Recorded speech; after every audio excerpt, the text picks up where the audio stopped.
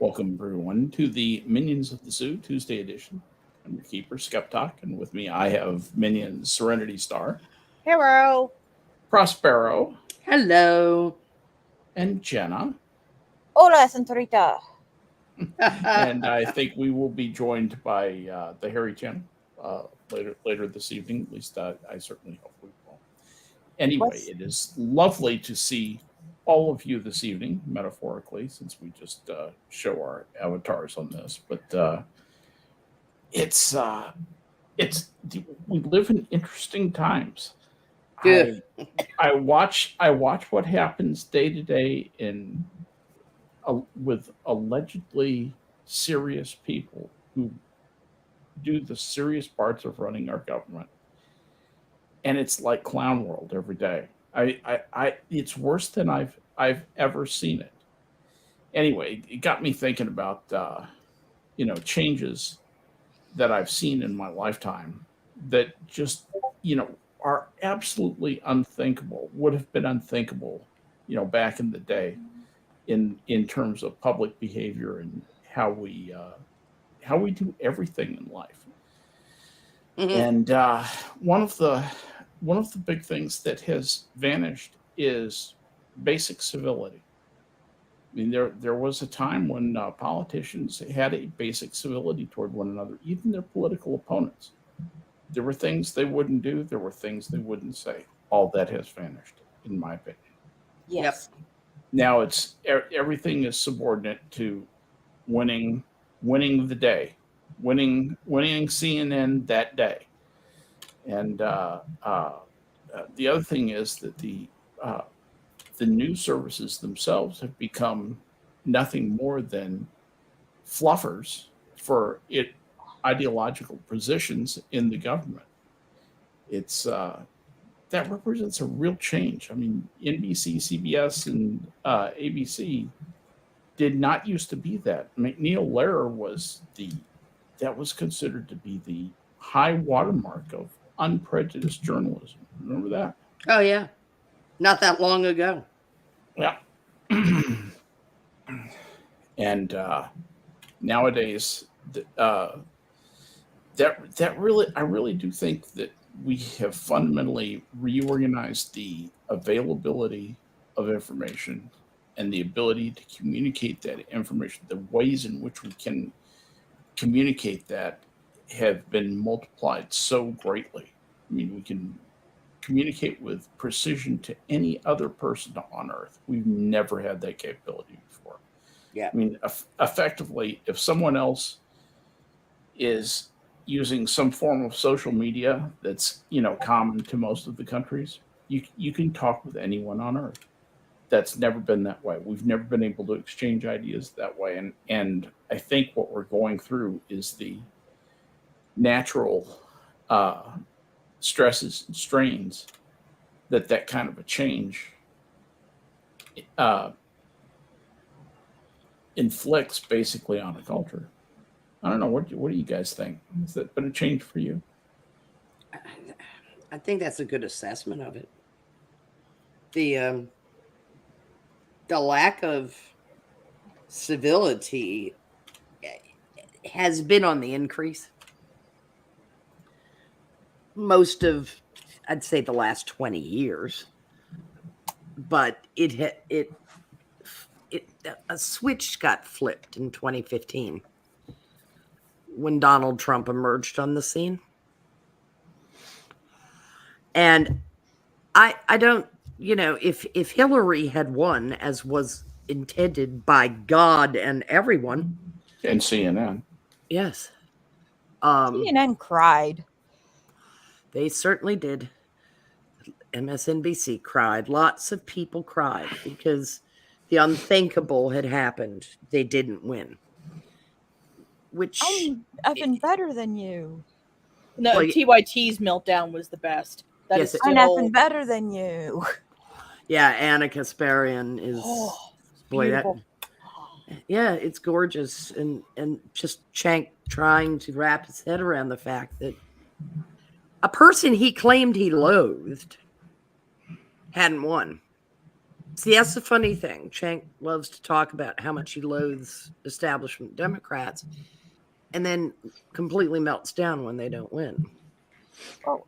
And it's like, dude, thanks for no internal consistency. But back to what Skep was saying, when one of the founders of Facebook, not Zucker Dork, but one of the other guys was talking about the intent of One of the twins. the platform Mm-hmm. was basically that dopamine serotonin dependency cycle. Yep. It's had its impact on politicians too. They're human, and the feedback loops have broken people who don't work or interact in the real world at all. They interact through social media, on networks, and through the sewers of politics. Mm-hmm. And they very much live in a bubble. And they've been shrieking lunatics for the last 5 years, 6 years, going on 7. And it's like you're watching an entire segment of society have a nervous breakdown real time. You really are. It's kind of funny. If in a sick, sad way. If I were sitting on Mars, I'd find it hilarious. Yeah. The alien view of America right now, or of Earth, is pretty entertaining right now. The what's really entertaining is when the Democrats start waxing angry about the Democrats who do not conform, who the Manchin in West Virginia and Kirsten Sinema. It's just fun to see them get mad at their own.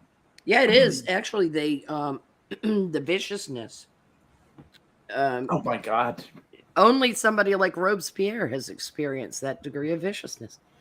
It is that cornered animal behavior. Yep. Their habitat is getting infringed on. Right. And they are engaged in fratricide. I literally think that they would string those two up if they thought they could get away with it, and leave their heads on the tower gates as a reminder that there are elements in the Democratic Party who absolutely agree with that philosophy. They would do them harm. They really would. Oh yeah, I'm mad about this. They would William Wallace them. Absolutely, they would. Yeah, the difference is that if they went after Manchin, the West Virginians would retaliate. Well, yes, they'd have to come here. Well, people don't.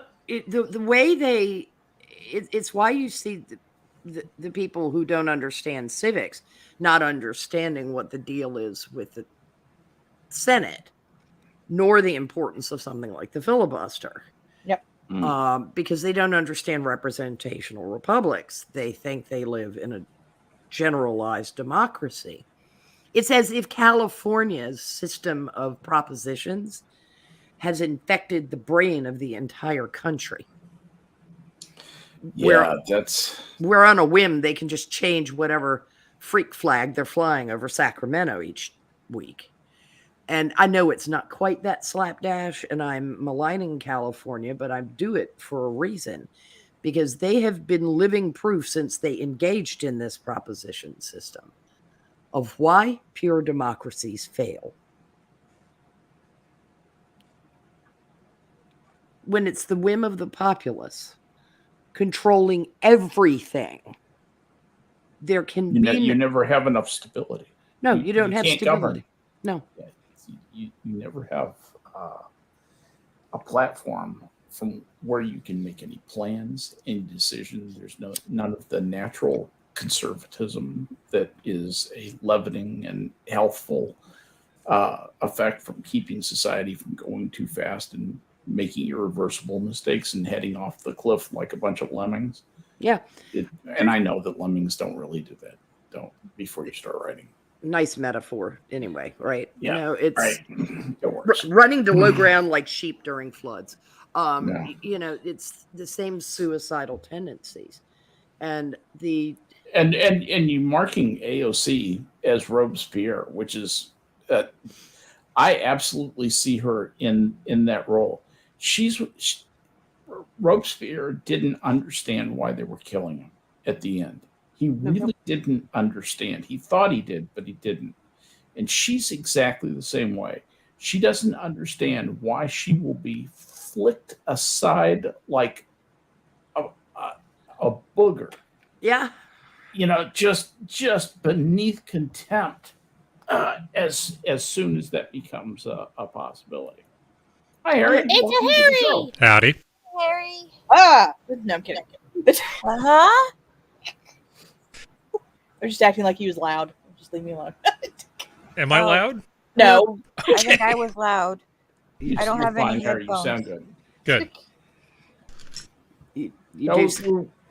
we're just talking about nothing in particular, just the state of politics and the way information is exchanged. Kind of one of my usual typical. Can I tell you what? routines. Old man shouting at clouds. You know? Yeah, right. Think about what's going on as a mother that has to worry about her children in 20 years dealing with this.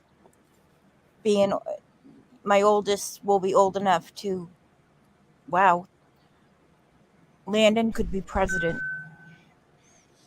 In about 15 years. Well, Have we in ever had 20 a years- president from Rhode Island? No, but we've had a lot from Massachusetts. Not as I many worry as about Virginia. how I teach my kids morals and values, and Stupid stuff like that. I expect them to stand up and take responsibility if they've done wrong. I expect them to support each other. I hate this. Oh, Prospero yelled at me, so I can never speak to her again. She's cancer in my life. She yells at me all the time. Yeah. Well, sorry for using you as my example. Yeah. I hate that. No, your brothers and sisters are the only ones you'll have, and will be the only ones that'll have your back after Dad and I are gone. Yeah, and only teenagers. I mean, it's a very teenager response to, we all got furious with our parents and we weren't going to speak to them again. In our heads, right? Huff. Yeah. I'm not going to speak to you anymore, you mean old beep beep. And then we got out of short pants and moved on to reality is you need to find a way to get along with people. Both in a familial setting and in a civic setting. Because if people are at each other's throats all the time, a house divided against itself cannot stand. Well, and all the marginalized stuff, Landon's marginalized because he's Middle Eastern. No, he's not. He's fine. But in AOC's mind, we have to save the poor boy from Afghanistan. She sees everything through a Marxist lens. If you'll indulge me for a moment, I have a question for you, Jenna. I think it's a good one. No, I think you'll like this question. So you've homeschooled all these kids, right? In a way, yes. Okay, and they've grown up in a large group of sane people, where, you and your husband have instilled all these values in them. And they're going to go out into the world. They're going to go out into the world Are you concerned at all about them being unprepared for the modern culture BS that they're going to be confronted with in the workplace and in schools? No, we don't hide that from them. Well, that's not the same thing as having to actually experience it. Knowing that it exists is not the same thing as having to deal with that high school teacher who was woke, who marks you down in an essay because they just don't like the cut of your jib. Well, so my kids my older kids that were doing high school, they were also doing college at the same time. So they did have college professors.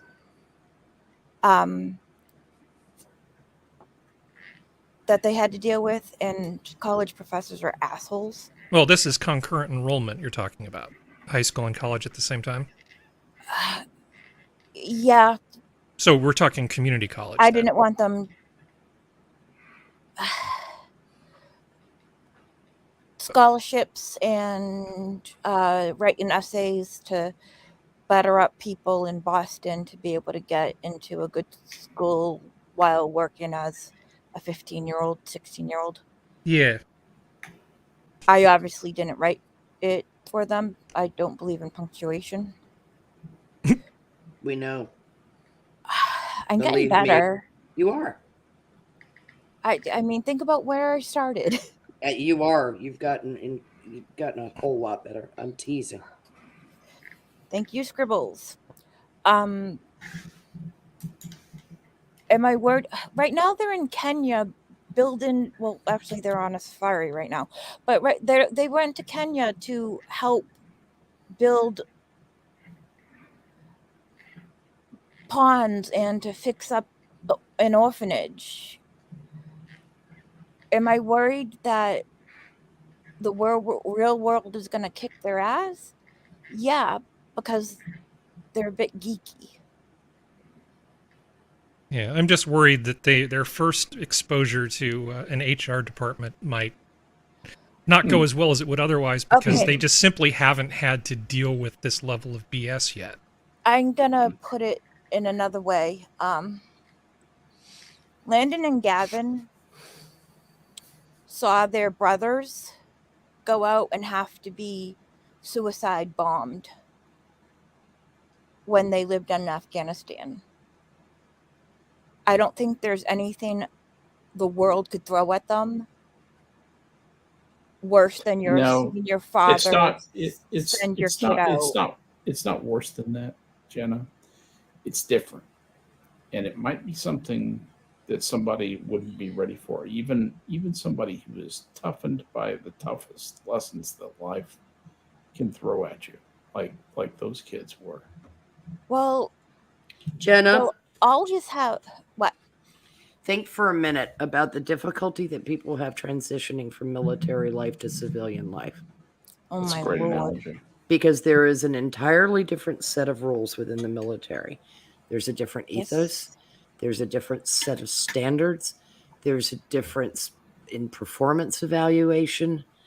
Yes, some of the bullshit has leaked in, but there is a sense of aim and purpose. Strong set of norms. Yeah, strong set of norms and aims and purpose that form the community that is the military.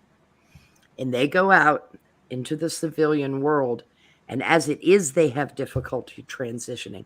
Even if we drop back 20 years to when there was less HR bullshit and less wokeness, now they're having an even harder time because they're running into people who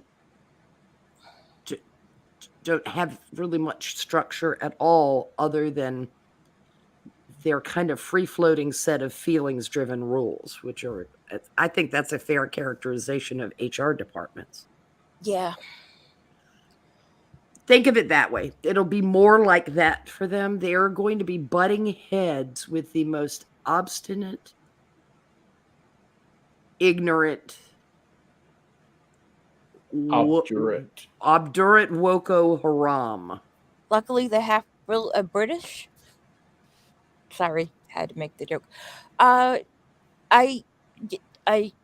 get what you guys are, and yeah, it's gonna be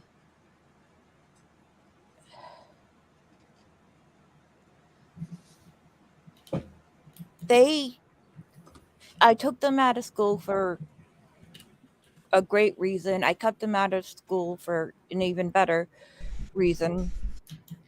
And when they reach, Landon's going to be a doctor. He's going to have to deal with a lot of crap. Yes, but he's also going to have to deal with HR departments Yeah. and hospitals that tell him that if he misgenders someone. I was just thinking about misgendering and how he. And particularly for doctors who find this perplexing. Yeah. I don't know why. It might be those anatomy courses they've taken. Well,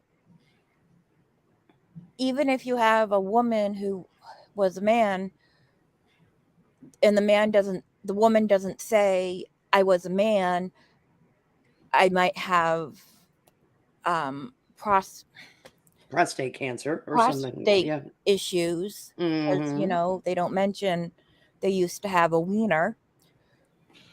Well, I approach that in a very straightforward manner when I'm dealing with someone who's woke, who's very into this.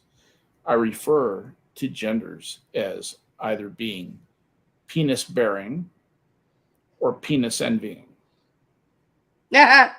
and the conversations kind of solve themselves after that. I was going to say they pretty much grind to a halt, don't they? No problem. They just walk away in a huff and you smile. Yeah. Win-win. Everybody wins, right? Can I bring up something that, was kind of said in chat, but have you ever watched Mark Dice on Yes. YouTube? Yes. And he asked people, like, did you hear that President Kennedy died today? And they'll be like, oh, that's so sad. Or that the T-Rex just went in extinct. Help me with that word, please. Extinct. Did I say it right? Pretty close. In what died off. And these idiots believe him. And they'll say, he'll give them a form and say, could you just give your name, your birth date, and your social security number? And they'll fill it out. I know my kids are better than that. Yeah, it's going to be kind of hard to sell your kids a pig and a poke. They've got that going for them. But I don't know. I have a feeling Landon might be fired a few times.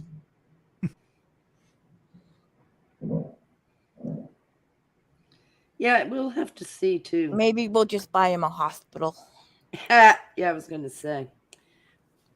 I mean, your entire family will end up working at Brigham Young. Not. I'm not moving to Utah. I didn't expect you would. Brigham Young can come out here. I'm not going to Utah. There are say. scary Mormons there. Yeah.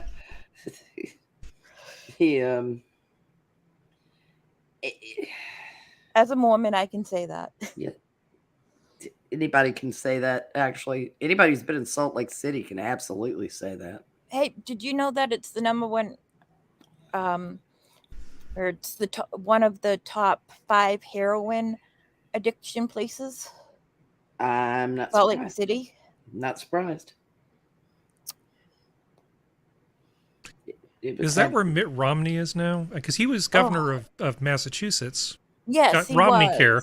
Was he originally from Salt Lake and then moved to Massachusetts? No. Is he I think still he was there? from Massachusetts. No, he was raised in Michigan. Okay. Because his dad was a Michigan he's politician. George Romney's. Yeah, it's George Romney's kid. He was born and raised in Detroit. They're like the Mormon Kennedys. They float. they float where politicians are needed.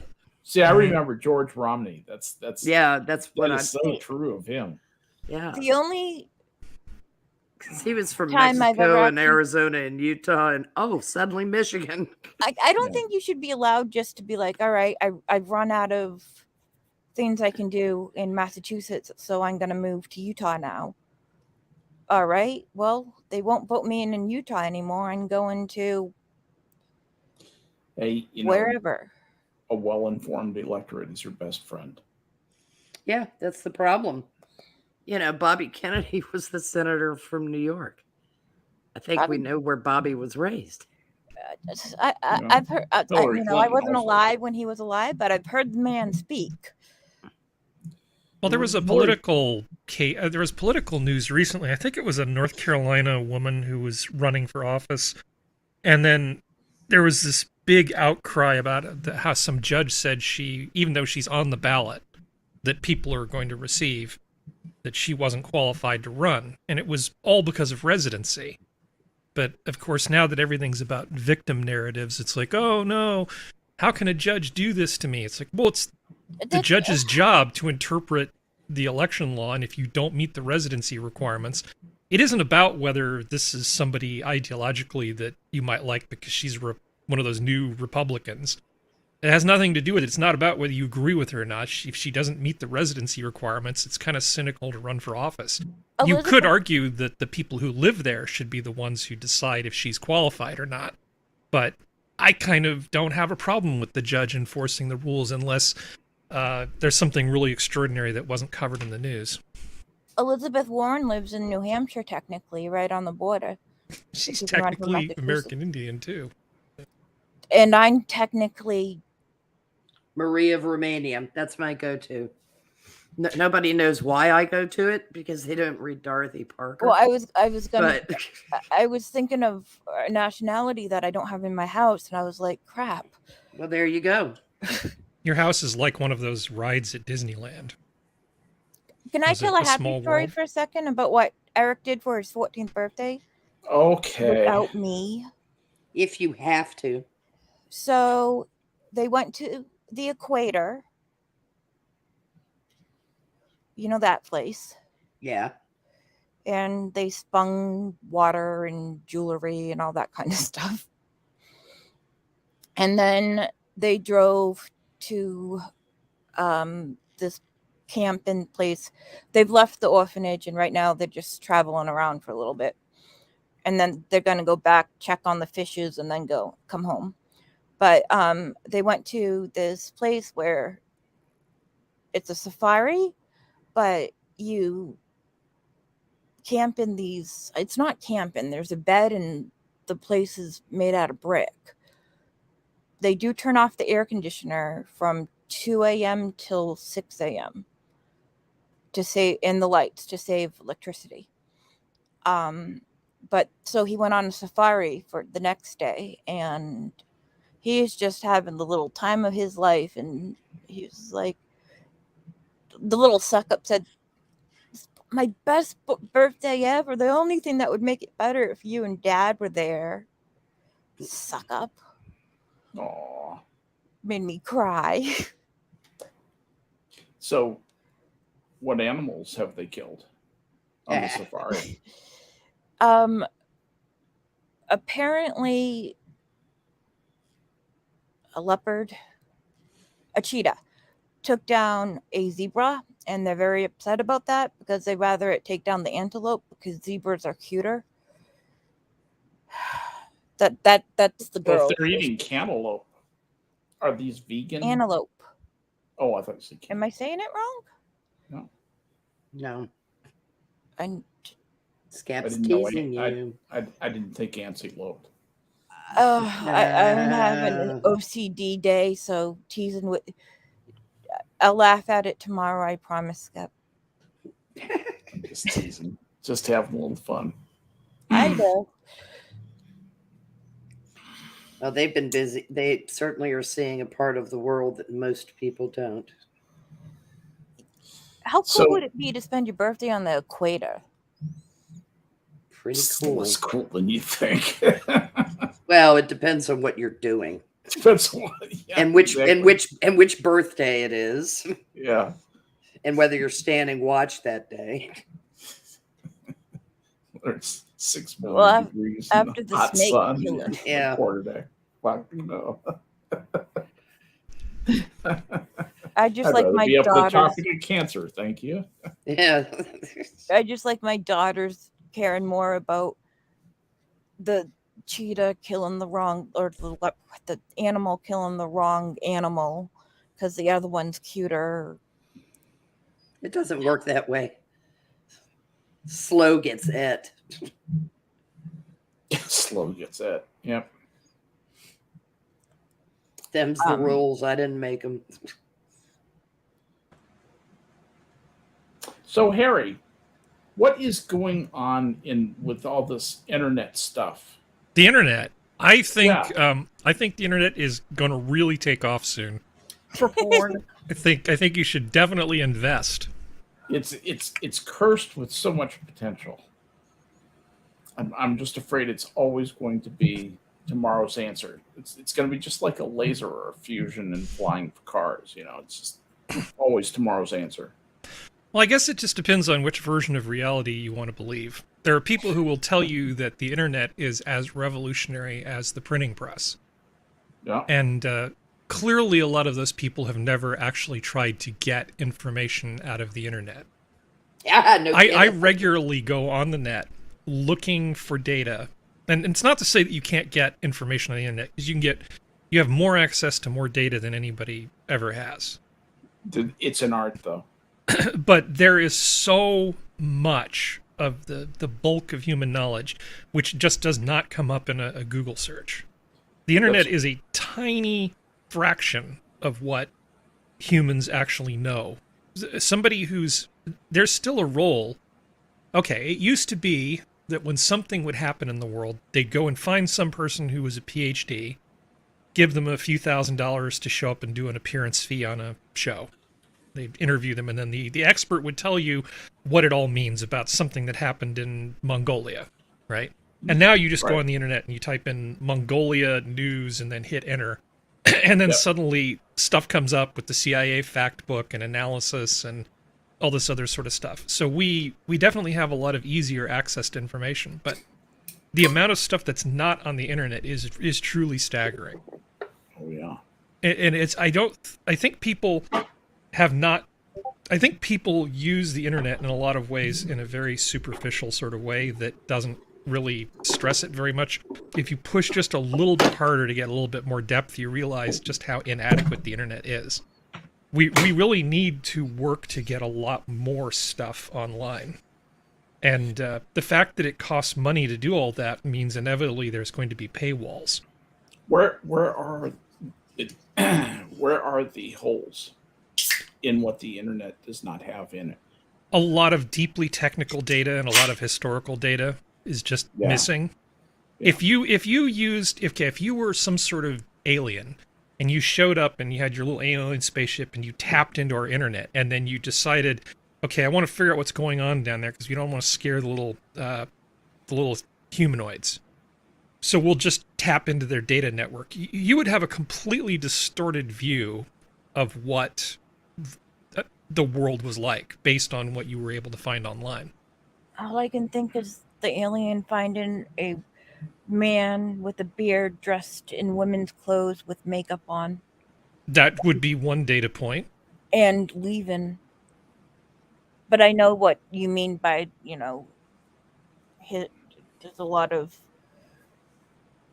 historical things, and there's a lot, not to talk about Eric again, but he loves coding, and he can break into a computer, and he'll go, well, this was boring, and because careful, you don't. You're not allowed to break into NASA. Yeah. It would also be really hard to do something like that. Normally, you just send somebody at NASA an email and then find the dumbest person there who's willing to click on the attachment. That's how a lot of this stuff happens, because mostly computers are pretty secure. I'm just concerned about in terms of the internet, a lot of what's happening with news and with reference material. There was a bit of an opening up that happened because of COVID, where a lot of technical journals said, okay, anything related to COVID and newspapers, we will not put behind the paywall. It's in the public interest that everybody have access to this. So you don't have to have some expensive academic subscription to Elsevier, their database of technical information. You think we're going to lose freedom of press? No, I think inevitably the problem is the government wants to deploy high-speed internet out to all corners of the country, which is I mean, kind of, I understand why it's a good goal, but I think it's silly for the government to be in that business. The government doesn't belong in that business. The government is fundamentally unqualified Ill-suited. to do this sort of thing. You know, but as more and more information gets pushed behind paywalls. So right now, you know, Geodes will send me a link to an article for Saturday, and he inevitably sends me these Wall Street Journal things, and it's like Geodes, damn it, I don't have a Wall Street Journal subscription. So you scroll down about 2 paragraphs, and then it gets all misty and says, "Oh, if you want to give us a bunch of money." No, I actually really don't. I used to have a subscription to you idiots, and I don't want to pay for the Wall Street Journal just for the Saturday show. And that's not a big deal for me, but I mean for society as a whole, there's so much stuff that's missing and so much stuff that's off limits. Now, for the people who do the work, investigative journalists and people who actually make a good work product, there needs to be some mechanism by which they can pay salaries and pay for infrastructure and stuff. So I give $5 a month to Quillette, because as much as I get annoyed by stupid things that what's her name says sometimes, and some of no, not AOC, but the woman who runs Quillette, the Claire Lehman. Claire Lehman. Yeah. Who runs what? Quillette. There has to be some means by which people get paid. So it's very hard not to have sort of a have and have not internet, where some people have faster access, some people have more access to more information. If the government wanted to do something that was more about democratizing the internet, this is just a hypothesis I just thought of because Skep asked the question, I would much rather they stay completely out of the high-speed internet to Serenity's house, because that's just dumb. Hey now. Let Elon solve this problem. Elon's got this covered. The private sector can do this much better than you can. We do not need to run fiber to Serenity's house. But the government does not need to run fiber there. They don't, but we could take... Sorry, go ahead. Yes. No. I was just agreeing with you. Go ahead. Well, the point I'm clumsily sneaking up on is take about 1/10 of that money and use it to basically buy access to some of the information that's going to be firewalled and put it into public access. Much like you can check out things from a library now.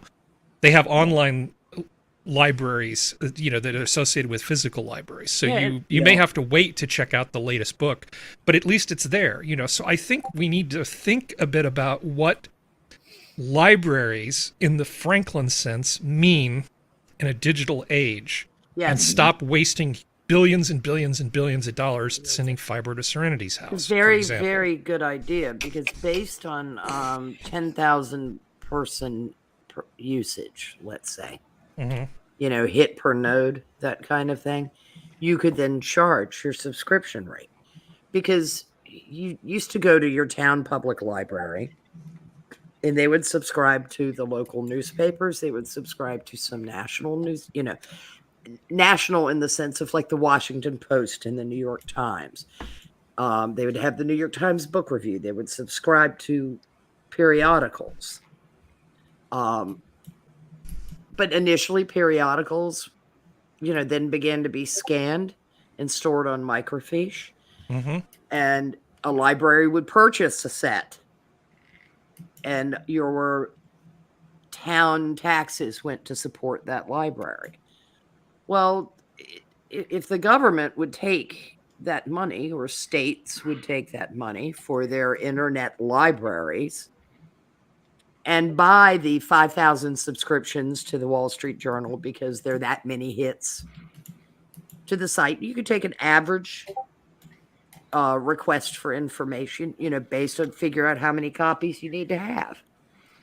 The budget could be done, and it could be done much more profitably, as you're suggesting, if it were a more compartmentalized mapping of information. And it's yes, I can hear people complaining about a library can be a choke point for information distribution, but it's nowhere near as bad a choke point as a paywall. It's as much as we would all like access to these articles, I'll be damned if I'm paying these people. Now, you look at creators on the internet, a lot of them are subscribing to publications otherwise they would not take, merely to get access to these articles. I actually think all of this stuff will vanish, and it will take about 30 to 50 years. But in about 50 years, the thought of paying money for information will seem antiquated. It'll seem laughable. And there still will be information that people don't have. There still will be proprietary information, business information, things like that. But I think in terms of pure academic information and purely, latest and greatest and that sort of thing, I bet that there will be just too many situations arguing for open publication of all of that stuff. There just is going to be too much social push behind that. Well, somebody's got to pay for the work that goes into that will happen. Universities are amazing at hoovering up money. There's nothing quite like them. But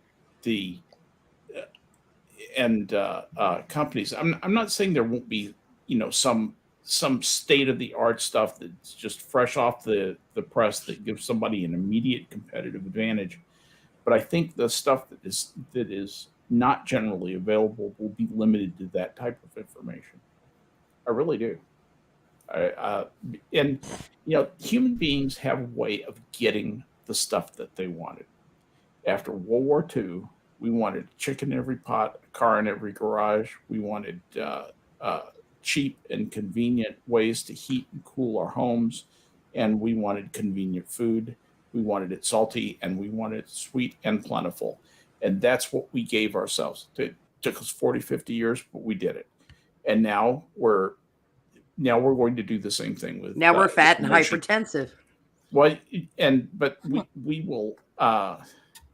We got exactly what we wanted, and if we want information to be generally available, we will get that. Humans find a way to hammer their way to the goal eventually. If the market is permitted to do what the market does, the thing that's concerning me is the government intervention is attempting to cast this as their role. And people are very accepting because they don't look down the road at the consequences. Oh, there are people in government who think this is their role. They see the rural electrification project office still open, still getting millions of dollars a year, the rural electrification project. And they say, that those people have style. We've got to do this with the internet. Mm-hmm. Haven't they been trying to give internet to everybody for, I think I was in high school hearing about this. And I graduated more than 20 years ago. Yes. The argument being that you can't, their argument, if I want to steel man their argument, they'll simply say somebody who's unemployed can't even really get a job if they don't have access to the internet.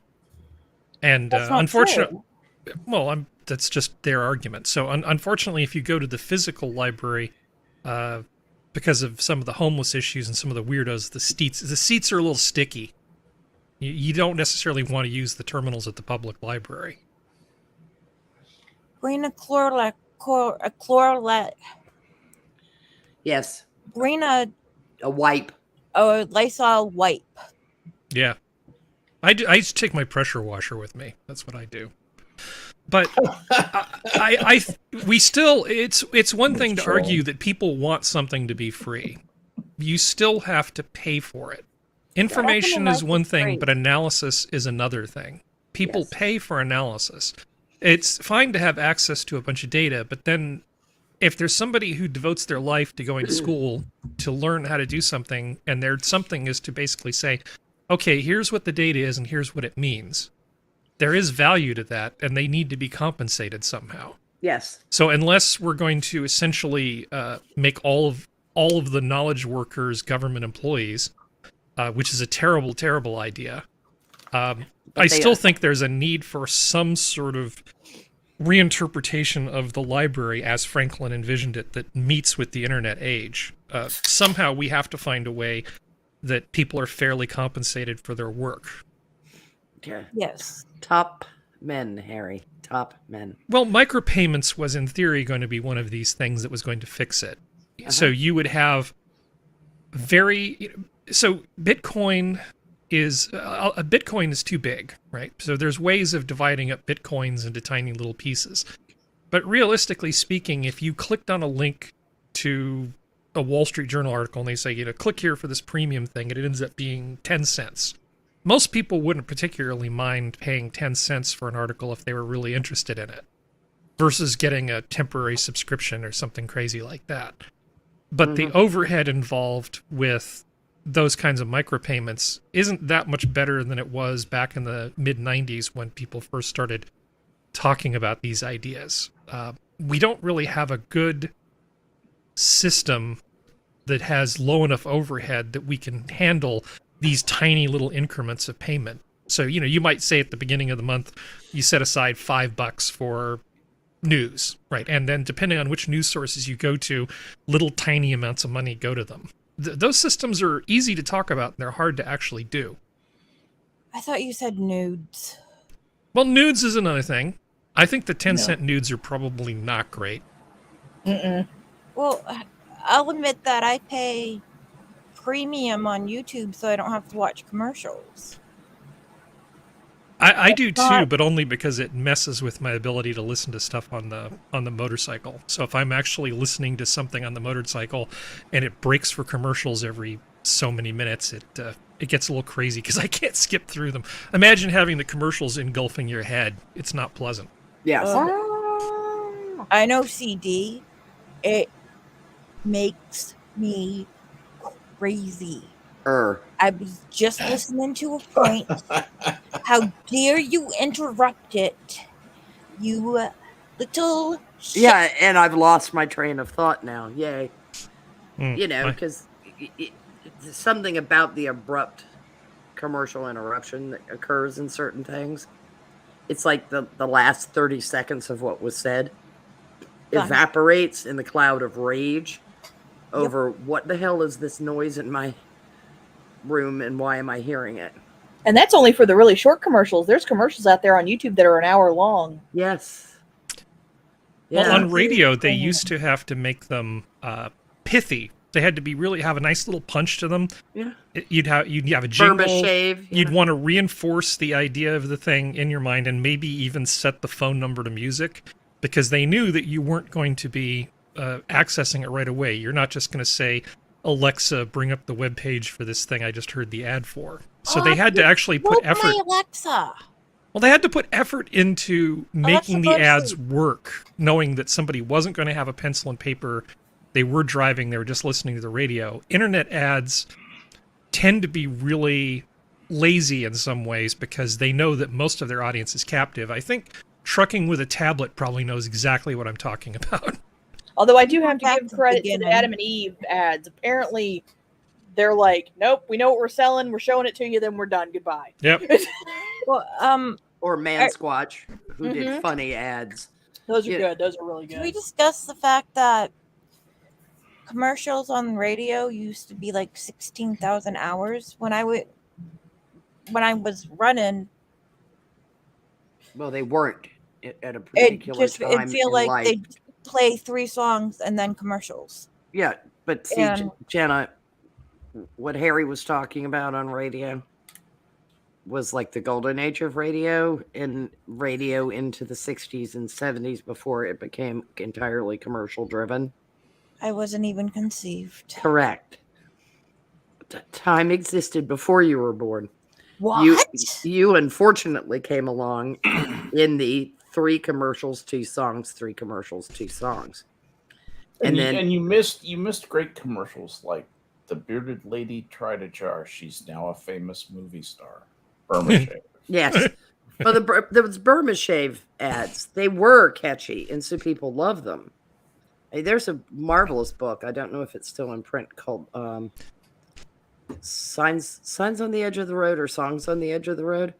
That is nothing but a collection of Burma Shave ads, because they would also do it on billboard ads where you would get a line of poetry and it would end up with the final line, Burma Shave.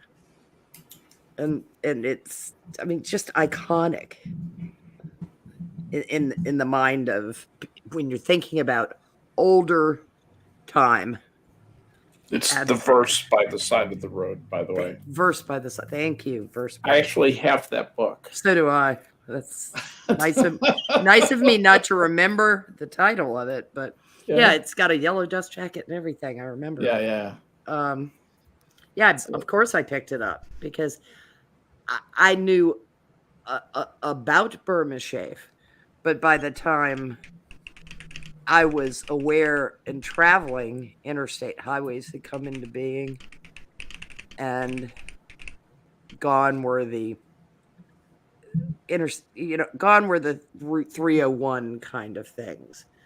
Yeah. You know, and when you're a kid moving from Jacksonville to Boston, you're not looking out the window staring at every ad that goes by. That was Burma Shave signs were in response to another change. The change was Americans were moving down the highway at high speeds. And so this guy named Alan Odell in 1925 said, you know what, I'm going to put consecutive signs up with a message that develops from one sign to another one. And that was where the Burma Shave story came from. Yeah, they're absolutely great. I know this is, but Prospero, do you remember Kiss 108? I'm familiar with the radio station. Yeah, it wasn't one I listened to back then, but it's the only one that came to mind. I listened to WBZ back in the day. It was AM. It would beam down from Boston. HDH and WB. Yeah, but WBZ you could get down here. It was pretty amazing. But yeah, Just wait for the sun to go down.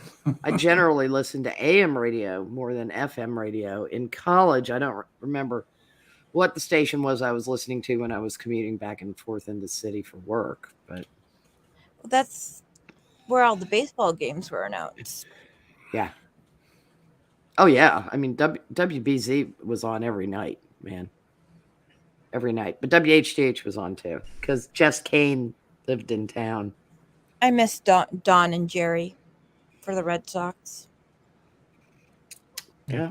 Well, we need to do something because, like I said, in answer to Skep's original question, I was talking about a 2-tiered sort of internet type thing. We do have to find a way to pay people to produce content.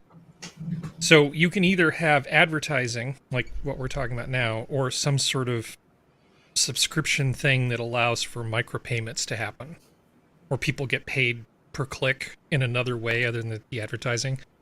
Because I feel like how do those people get paid now? Well, right now, some of these things are working at a loss, and we're starting to see a lot of news things implode because they just realize their current model is not sustainable. You're seeing a lot more paywalls go up, and on things that don't have paywalls, what we're seeing is a lot more clickbaity sort of advertisement. So you go to CNN, no paywall, and all on the right side, there's going to be clickbait. and then there's Mhm. more clickbait in the middle of the article, and then there's a bunch of clickbait at the end of the article about how such and such an actress, it's only been 6 weeks since they gave birth to a baby. Look at their fantastic bikini body Burma shave. So they do this. Sorry, guys. I'm a very bad person. They named it A and B. I wish they were that good, Harry. But I feel like, again, to answer to give Skep's question a real answer, I feel like we're on the cusp of some kind of fundamental change in terms of how a lot of the internet advertising stuff works. I agree. Because it seems to me that we've reached the end of the current era of internet advertising, and something much better is going to have to replace it, or we need to move to a micropayment model of some sort, because it doesn't work the way it is. Look at what Elon is doing with Twitter. He's talking about getting rid of the ad revenue model completely. And yes. Potentially going to a subscription model. Uh-huh. That'll change Twitter. Yeah, for the better. I thought Actually, it will change it for the better. A lot for the better. I thought the entire left Twitter, because Elon is a racist, homophobe. They came right back because they hadn't finished calling him a racist and a homophobe. The same people who moved to Canada after Trump got elected all left Twitter. I was just going to say. I was exactly where I was going with that. Don't mean to steal your material. No, you ninja'd me. That was perfect. Yes, Not to I agree. be a pain, but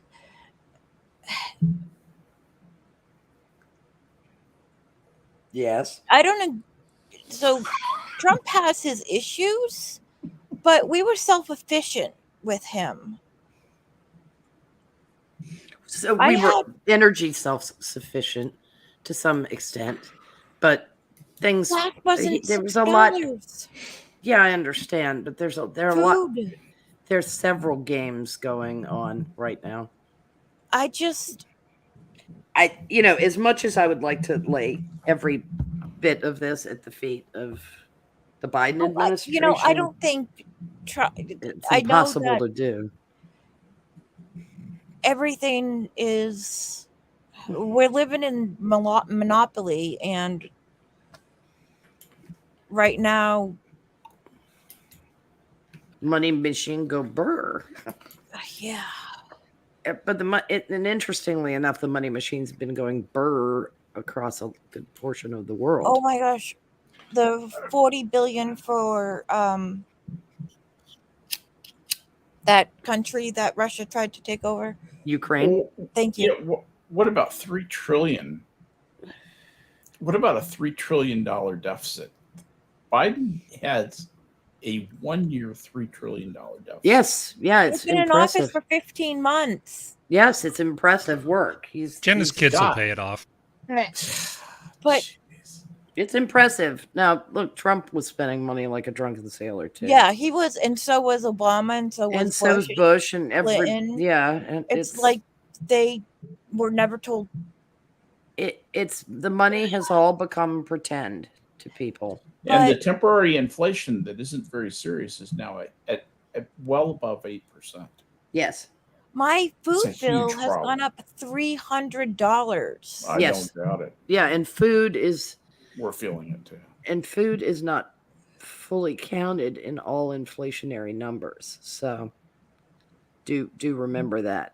And again, you're looking at so many moving parts and factors going into this. Money machine go burr is really not helpful at a time when you were going to see some inflation anyway because of a lot of the pandemic policies. Mm-hmm. Chickens coming home to roost. Just handing out the money. Handing out the money was a terrible handing idea. out the money. Everybody liked getting it. Shorting the supplies. Shorting supply. Telling people they don't have to pay rent. Through factory shutdowns. And God, Jenna, that's just such a small piece of it. It's not even funny. I know it's a small piece, but It's I mean that's felt you know, it's felt very locally, much in each region more than it's doing the nation the harm. There's just been a lot of and the games playing that's going on. Diluting our money supply the way that we did, that's like celebrating the end of a gasoline shower with a cigarette. Yes, the globe, and it's been damn near universal across the globe. I mean, of among major economic producers. Yeah. So they've driven their own inflation, which drives import-export inflation, which just drives the cost of everything up, not to mention the shortages that were there, which were going to create short-term inflation in goods. Oh, we've got high demand inflation right now. That won't last for a long time. It will eventually break the currency even more, and then it will go into stagflation, and it will last for a long time. It will last until the money supply gets well. I anticipate that's 4 or 5 years. Yep, at least. We hit with the fiscal policy, not the fiscal policy, the monetary policy that has been followed by the Biden administration has just been irresponsible. And Trump Trump started some of it. He gave Trump was not a fiscal conservative. Do not think he was. Oh, I was not implying he was. What I'm saying is he began the cycle. He gave money away. And he did lots of bad things. It is continuing. And it is continuing. And, like you said, you have the demand inflation. The sins of Trump pale into insignificance. Yes, they do. Because Democrats have done. All Biden has done is exacerbate any sins that Trump may have committed. And that's not what you do. You can actually message demand inflation. But to claim while you're printing money that every bit of inflation is demand inflation beggars belief. And that's what these assholes have tried to do. It's insulting. Well, demand inflation is only a temporary. It's a short-term thing, yeah. Yeah. And then you get into the part of inflation that really is wonderful, where you don't have enough. We have too much money and not enough value produced by the economy. Oh, we are so fucked. Yep. We are so screwed. And look at our unemployment numbers. I mean, look at the failure to recover. We're going to be calling these numbers the good old days. Prospero, Biden invented 6 million new jobs. What you mean? People went back to work? Yeah. Yeah. But they have not fully gone back to work in manufacturing because there was a lot of failure and shutdown that's permanent thanks to the shutdowns. We haven't begun to measure the toll of lockdown. I don't think we will it'll probably take another. That was my point, Jenna. That was exactly the point I was getting ready to make. Sorry. No, it's coming. The chickens are coming home to roost. And while they're coming home to roost, that demented fuck in the White House and the teenagers helping him have a fucking airplane jet blasting in the face of the chickens. So by the time the chickens get home, they're going to be featherless. And chickens are going to come home to roast. Yes. And too scared to lay. Then we'll roast them and then won't be any more chickens. Yeah.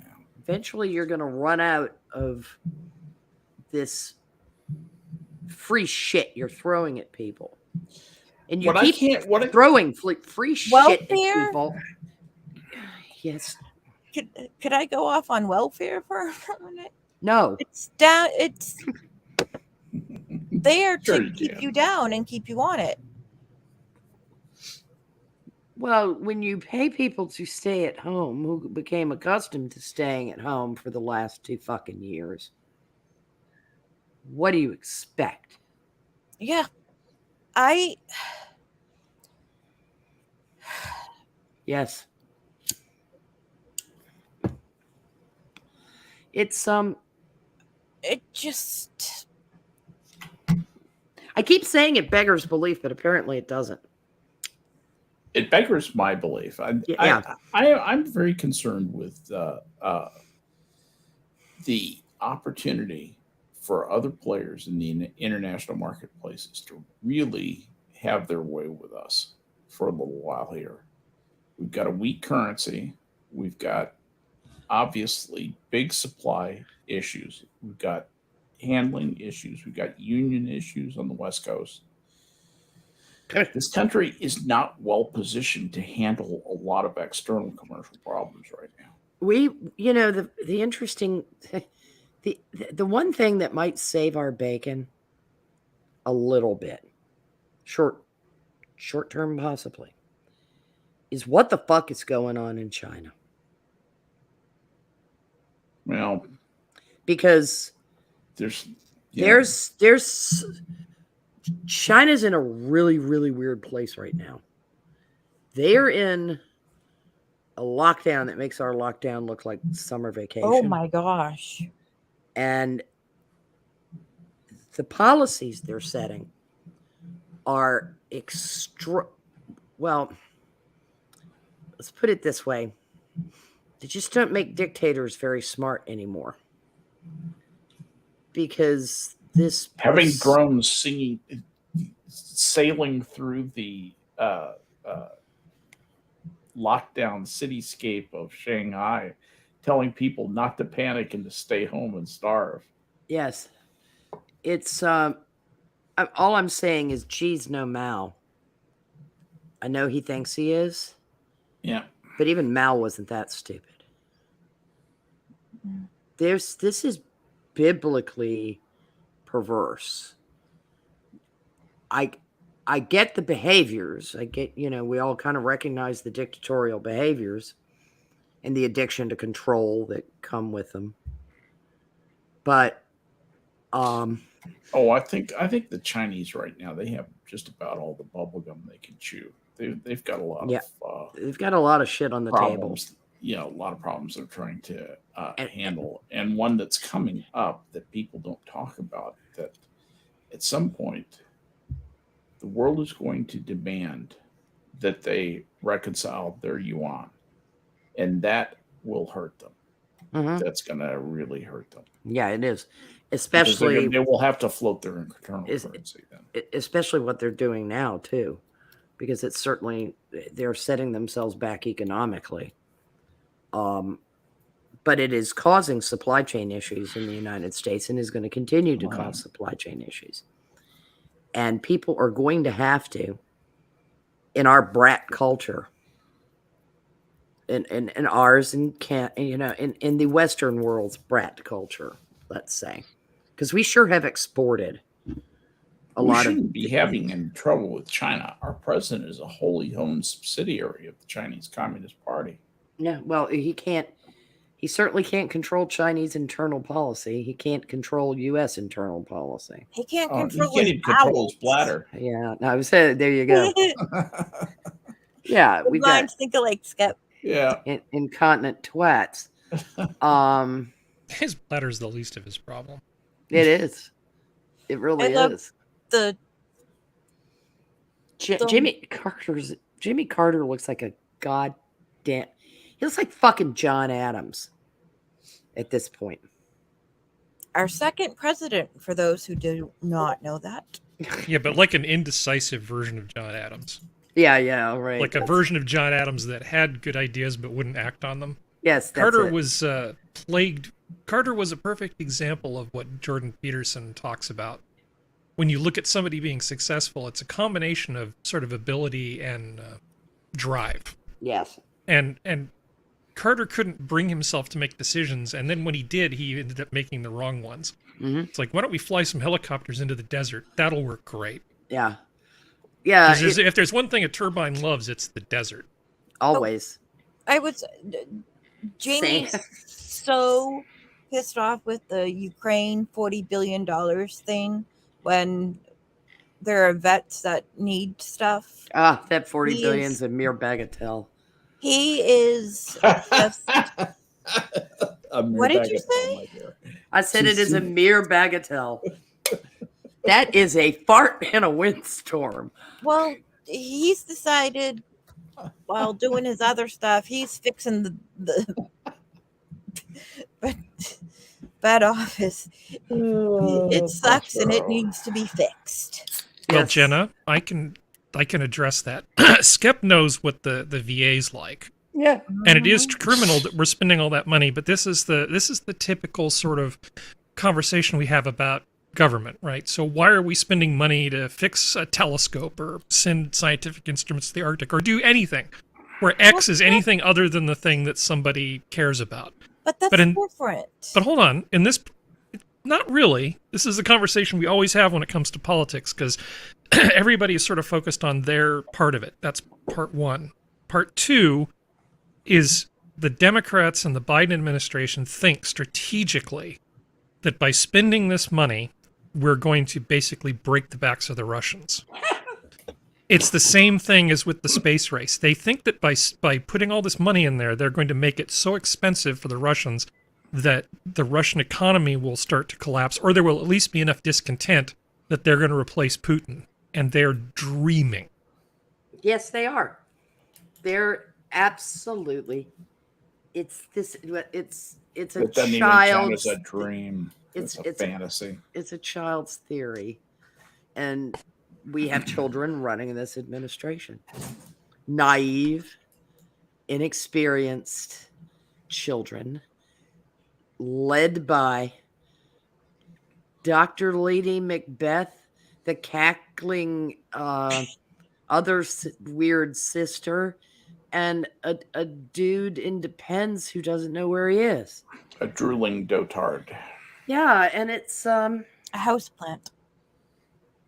I'd trust a ficus to just by turning its leaves toward the sun make a better decision.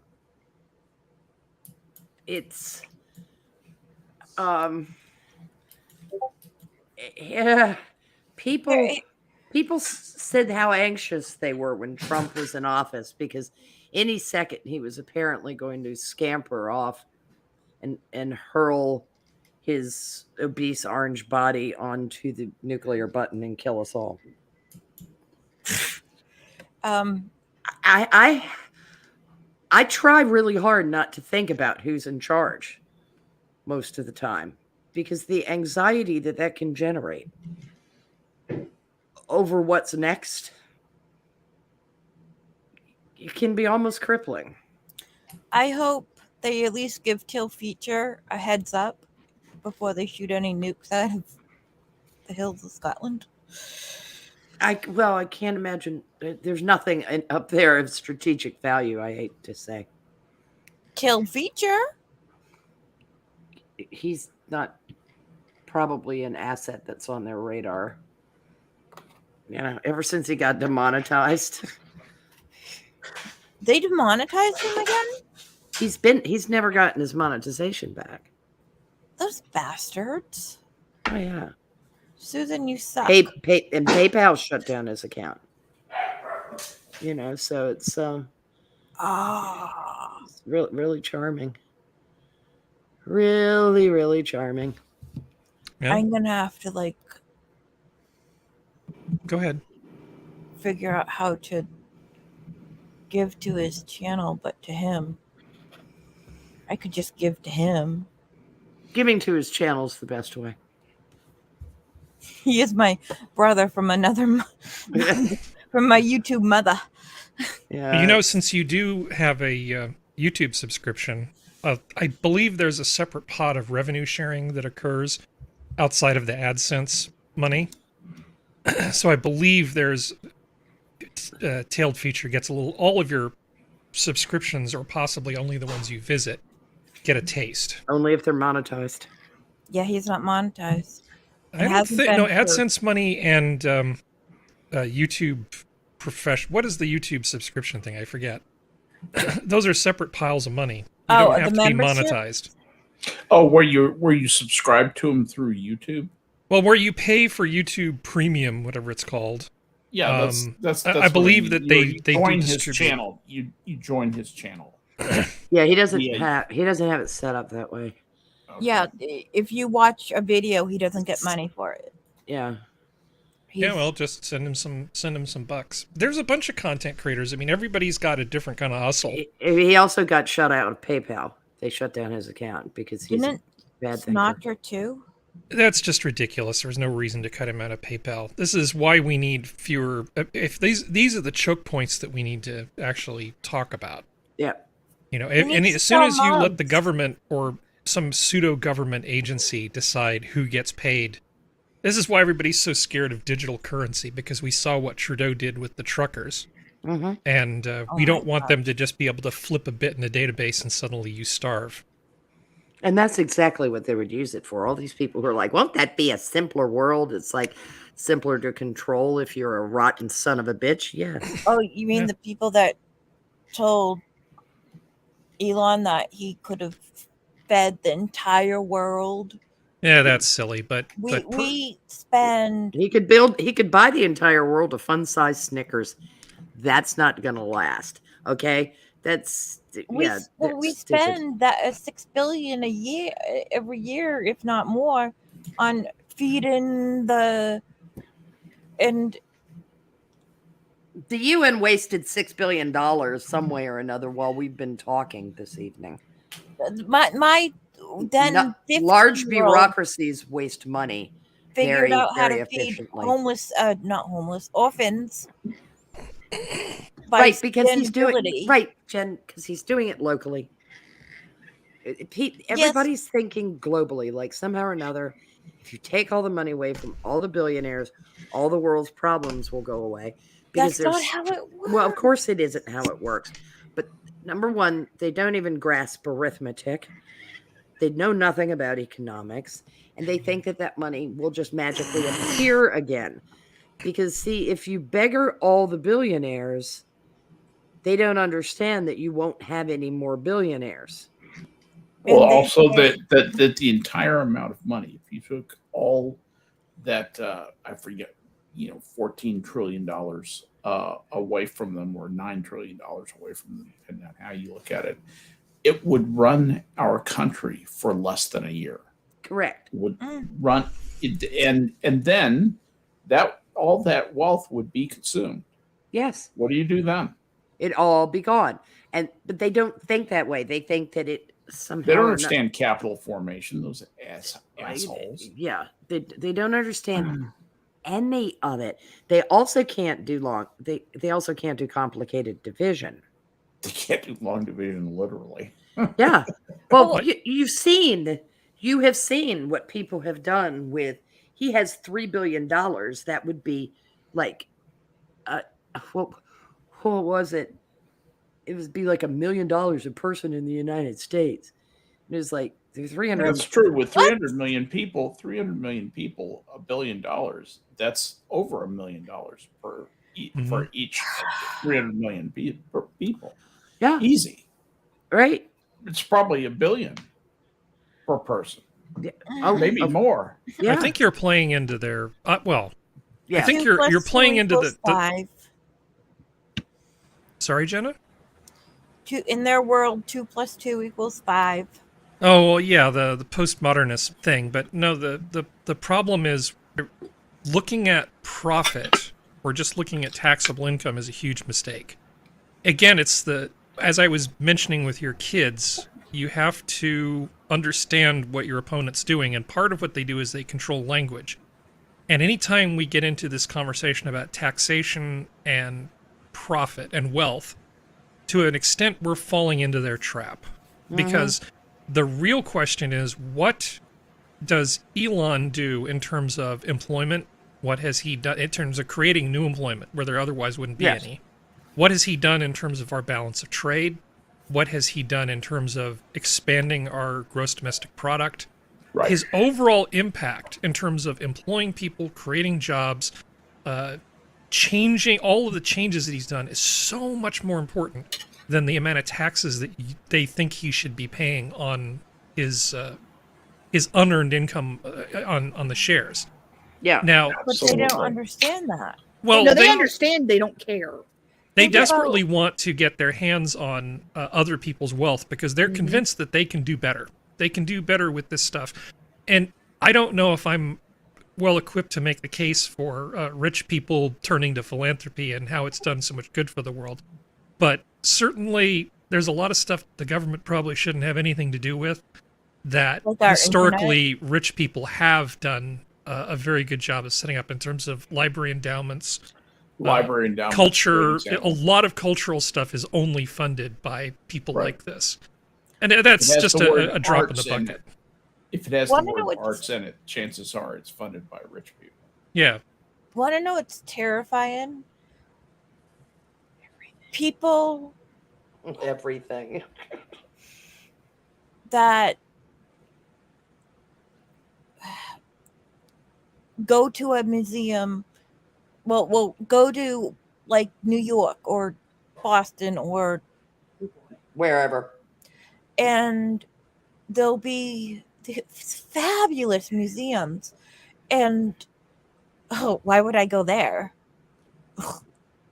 Well, you can't expect culture to be universal, okay? Because it's just You can't expect people to be interested in all the same things or fascinated by that kind of culture. Some people like to sit on park benches and look at the pigeons and the people. Yeah. Only about And they have the 3% of Americans actually give a damn, even the tiniest of damns, about classical music. I love class. I would love to be locked in. I'm brain farting right now.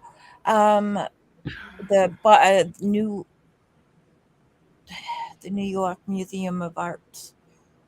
Like the Metropolitan Museum? Yeah, Matt. Yeah. Matt. Just locked in there for like days. What's like the Met Gala, which happens every year, which none of them ever pay attention to what the fucking I topic have is. no idea. But the actual because I've seen the actual costume department that they do every year, and I've had the very big luck to be there every once in a while. It's amazing and it's fabulous and it's well done and it's well thought out and it's amazing. It's just awesome. But like, it's one of those things. It's kind of like you have to. It's kind of like reading. I accept the fact that not everyone's a Lord of the Rings nerd. I have to accept that fact. I think some people need a little bit more culture in their lives for Lord of the Rings. But like, you have to accept the fact that everybody gets it in their own way, and if they don't want to go to the museum, they shouldn't be forced to. Yeah, and sometimes what happens is obligatory school field trips. Those I still love, but I was one of those kids who loved it. So did I. But It was. I could see that for some kids, maybe the approach to how they were done or whatever was too nerdy, and I mean, look at me, I'm white and nerdy. That's, I was like, we're going to the, museum, yay. Number one, field trip. Number two, yay, museum. It's some of it has to do with how people learn. Yeah. So some of it a lot of it has to do with family culture. Mm-hmm. Whether they're ever encouraged Yeah. to demonstrate interest. Well, it's not even encouraged. Sometimes they're literally treated like shit if they like, or actively discouraged from. Yeah. Yeah. What are you doing hanging out with the nerds? Yeah. It's like that. We're not those kind of people. Yeah. It can be very class oriented, where the arts are for a particular type of people. Yeah. Why are you talking white, boy? I'm sorry. Mm-hmm. It's like I think that's the reason why. Like, I love living museums, Get like notions Williamsburg. above your station. Yeah, I love Williamsburg. Yeah. Because it's a living museum. It makes it so much easier because you see a lot when people get interacted with, especially people who are even told it's not cool. They start to open up a little bit more. Yes, they like, do. Like That's that kind of approach from certain docents mhm. can be a real eye opener for folks, because it could be that they go to like a little wayside, Mhm. um, like let's say I've got friends in Buckingham County, Virginia. There's kind of an old village Uh-huh. at a wayside, Yep. and it's the historic village. Yep. Well, somebody might just be fascinated by all the slate chips that are on the ground. And they might not know that the area has a lot of slate mines. Mhm. And that the reason Dillwyn, Virginia is named Dillwyn, which is a peculiar enough name, is it was Welsh miners that settled in the area.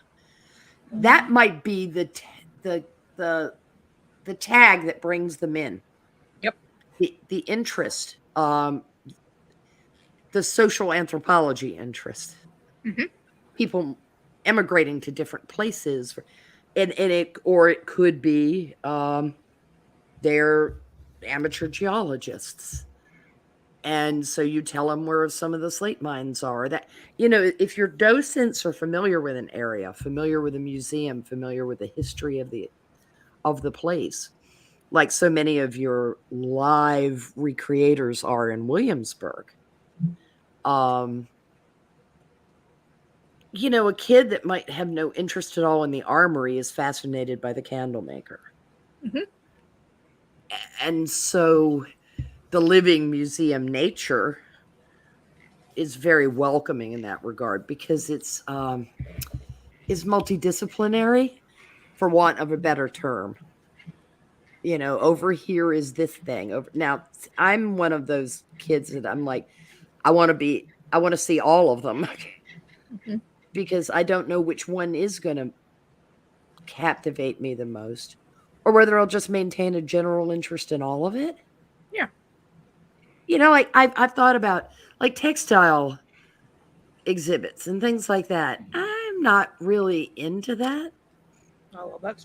But when you get into the mechanics of the Mhm. spinning and the looming of fabrics and the dyeing and that, all of a sudden it becomes far more entertaining than just sewing, which it might seem like on the surface. Which, to bring this back around to YouTube, I think is where the history side of YouTube, if it's done right and actually is properly informed, helps a lot of people, because you can learn so much about a time or a culture from three things: how their buildings were built, how their clothes are made and how they were worn, and what their language was centered around.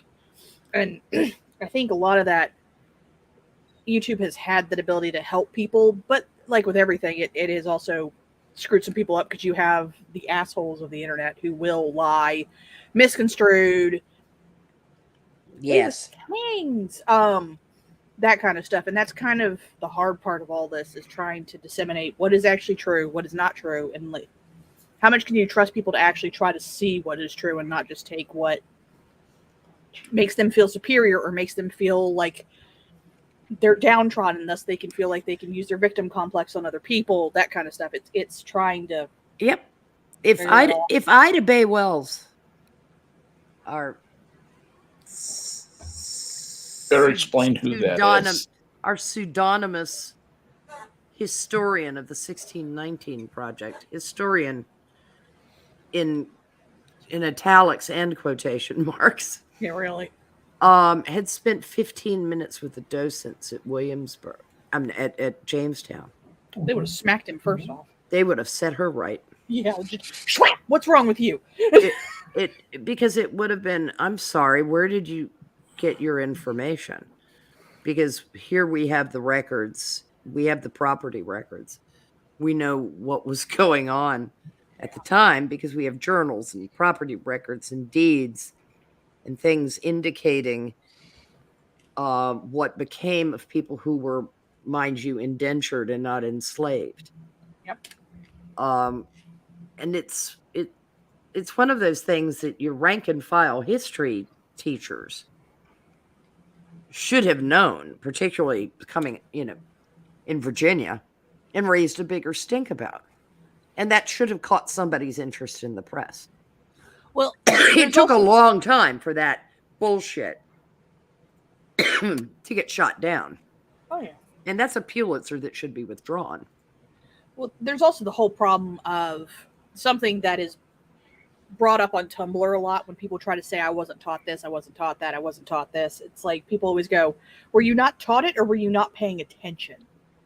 And that's kind of the problem, is that a lot of people weren't paying attention because they didn't care or they didn't think it mattered. Or they had shitty history teachers, you know. True. Say it in Spanish, it'll make more sense, because what they're basically saying is I didn't learn it.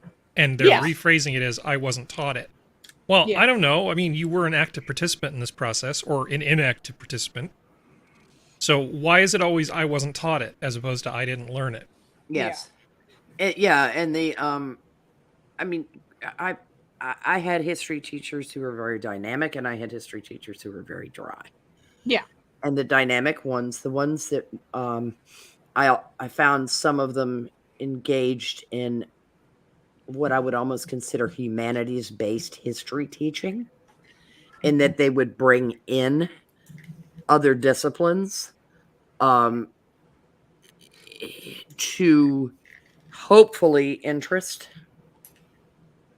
kids who really claimed they had no interest in history. Yeah. Like they were science nerds and they just didn't really. Well, I mean, what about the scientific revolution, man? Don't you know who some of these people are? Don't you have an interest in what their lives were like, how they got started, what the world was like as they found it, and how they left it? That's history too. The world beyond. It isn't just dates and names of kings or presidents. There's a dynamism to history that, unfortunately, for a very long time, the pedagogy didn't catch up with. Like, I had no interest in social history. I was much more interested in political history. The dates, the kings, the presidents, those kinds of things. Until I was older. When you were saying that, I was sitting there thinking, AKA the fun part, because that's the part that I love too. Right, but there are aspects to social history, and as an anthropology major, coming at it from the social anthropologist view of what was society like, what was the dynamic of it, how did people move in it, like Serenity was just saying. Yeah, you learn a lot about people, about the art they make, the clothes they wear, the music they created, the language and how they used it, as you do who they elected, appointed, or fell subject to. Yep. In leadership. I think. Look at the dynamism of Rome. Oh, it's not even just dynamic. Like, I love looking at the Napoleonic Wars. Like, how many times they were like, "Oh, nope, we're gonna follow Napoleon again." He wasn't actually short. I know he wasn't short. I love the fact, like, it's one of those things. Like, supposedly he created the Breton stripes that are iconic for France. The navy stripes on the white, the thin navy stripes on the white background, because it made it easier for the sailors to be seen. That's the legend. But like how that's not where that comes from. I know that's the legend. Okay. But it's one of those things where it's like, even though it's a legend, it's still kind of interesting how something like that from ages and ages ago still is part of both the still France. Part of the culture. Yeah. And it's interesting just like how all of that stuff kind of sticks around. It's like how red is still such a big thing in East Asian countries, specifically places like Korea, Japan, and China, a little bit in Thailand and Vietnam, but a lot in like China. And like, okay, why red? Was it just the dyes? Was it? It's still huge in Korea. Oh, it's still huge in all of them. It's just the fact that so many things change, but how many things stay the same. That's kind of the stuff that's always really cool. Like how you always have anything that's like any of that kind of stuff where it's just like it still sticks around, even though you'll have people saying, oh, well, that's racist, or this is this, or that is that, or this person was wrong, or that person came from dogs, like that kind of stuff. Like it's interesting to see how humans are relatively the same no matter what. Like, no matter how much we want to try to act like we're different, there's a lot more similarities than there are dissimilarities. Yeah. By the way, where the 3 lines on Navy uniforms came from, just so everybody knows, back in the day, uniforms, enlisted men were divided up into 3 groups. I'm talking about going back into the 1700s here. They were divided into landsmen, who were new recruits who had to be taught their jobs, midshipmen who had been aboard for a year or two and kind of knew their way around. They were, some of those would be selected out to become officers, potentially, if their families could afford a commission, which you had to buy back in the day. And then the ones with 3 stripes on them were called able seamen, and those were guys who had been, they were no longer journeymen. They knew all the things to do in their area on board ship. Yeah, it's like marks of apprenticeship, journeymanship, right. and mastership. And midshipmen were called midshipmen because most of their duties for their level of expertise happened to be toward, where the quarterdeck was, which was midships. I think there was a misunderstanding a little bit. When I'm talking about the Breton stripe shirt, it's not rank. It's the shirt they wore. No, I'm not either. I'm talking about. You're on the same page. The ornamental stripes. That's what I'm. No, that were meant 21 she's- stripes to represent Napoleon's victories. It was just the French. The stripes on the shirts. She's talking about the French Navy. Yeah, I'm talking about the French Navy. Well, that's what I thought. That was the French Navy. That's exactly what I thought you were talking about. Wait, that's where all this came from. The shirts. Yes, the stripes. They have 3 stripes on No. the bib. No. I thought the shirts underneath of it. The shirts underneath it, the stripe, like mime shirts, except Yeah. the blue and white. Shirts. Okay. Yeah, They're talking about like navy the and white. horizontal stripes. Yeah. Not the hash marks. I was talking about something that happened about 100 years before the striped shirts. So the shirt. This is the Breton stripe. Yeah. Of the actual jersey shirt worn. Oh, I thought you were referring to the lines. If you ever look at a Cracker Jack sailor's uniform, it has 3 lines around, and people wonder why are there 3 of them, and why it makes are they sense there? because it would make it easy for someone who wasn't of your ship to go, wait a dang minute, you're not where you're supposed to be. Get away from here. In Bologna, Italy, I irritated a mime until he swore at me. Cool. That's kind of. I'm not the least bit surprised. I would be out of. A mime is not a terrible thing to taste. Swore at me. I'm amazed the Italian actually, Jenna, mime. I'm proud of you. There we go. I'm amazed the Italian mime didn't just take out a bread bottle of wine and just hit you with it. It's like, I am Italian, get away from me. I had a little bouncy ball that I won from this other person I was irritating, and he threw it down the hill. He was a jackass. Well, okay, I'm sorry. If you annoy him to the point where he talks and throws a ball down a hill, I'm going to debate. No, he threw the ball before he spoke. Still, if you've annoyed him that much, I'm going to debate the jackass part of who is who. How old were you, Jenna? Yeah. I was 16. Oh, okay. No, never perfect. mind. Yeah, Perfect. No. Yeah. You both were jackasses. Gotcha. Yeah. Because I remember being 16. Yeah, you were both jackasses. I was on a school trip in Italy. Oh, yeah. The School teacher trip who was is when in charge assholes was an come out. ex-nun, and we actually arrived Easter Sunday, so we went straight to the Vatican City. So you were just tempting God to strike you down. My Nana was, because my Nana's Catholic, she was just, remember everything that it was Pope John Paul II says, and take it all in. And I'm like, it's Latin, lady. Well, you can still take it all in. Doesn't mean you understand it. I got to see John Paul No, I got to see Pope John the 23rd. I didn't get to see John Paul II. I got to see Pope John the 23rd. Was I John actually Paul like Pope just John Paul slowly II. started- I think he did a lot of good things. Who? Yeah. Pope John John Paul II. Yeah. I will tell you that I was so unaware of Catholicism, even though my Nana was Catholic, that I thought he was named for the Beatles. At a girl. I You're just Italian and you didn't even know Catholicism. Well, she is Mormon. Oh yeah, true. They're not big on, catechism. at my pup's funeral, it was Catholic, and the nun sang, and it was.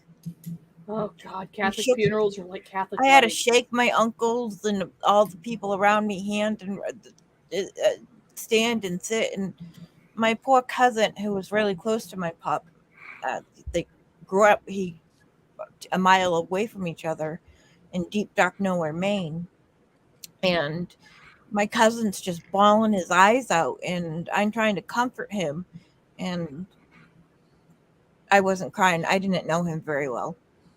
So my uncle would look at me like, why aren't you standing? Why aren't you? Stand, sit, kneel, stand, sit, kneel, stand, sit, kneel, stand, sit, kneel, If kneel, stand, I sit, was kneel, asked- stand, sit, kneel, stand, sit. Yeah, If it's like that the had weddings. happened after my accident, I would have. Aerobics with Latin. They did it in English. Yeah. Oh, that's blasphemy. Well, they switched over in the late Vatican 60s. II. My dad actually went to Catholic. Electric 1963. Boogaloo. Yeah, but they didn't. A lot of churches didn't make the switch till the end of the 60s. My First you dad. get down on your knees. My Fiddle uncle's- with your rosaries. My dad. All and my right, uncles everybody, went to drink. Latin. I went to Catholic school, and it was taught in Latin until 2 years before my dad graduated in 76 or 70. Yeah. Well, there would be Latin instruction. Yeah. Well, The whole school wasn't instructed. Uncle in Latin. Johnny swears every part of it was Latin. No, it was not. Well, I went to Uncle Johnny. I graduated from high school in 76. There was a parochial school in town. I know a lot of the kids that went there. They weren't smart enough to learn shit in Latin. St. Joseph. Not even the Latin classes did they learn. I believe it because These are the people that I had to explain the whole Immaculate Conception thing to. ugh, People who went to Catholic school have to have the Immaculate Conception explained to them by a lapsed Protestant.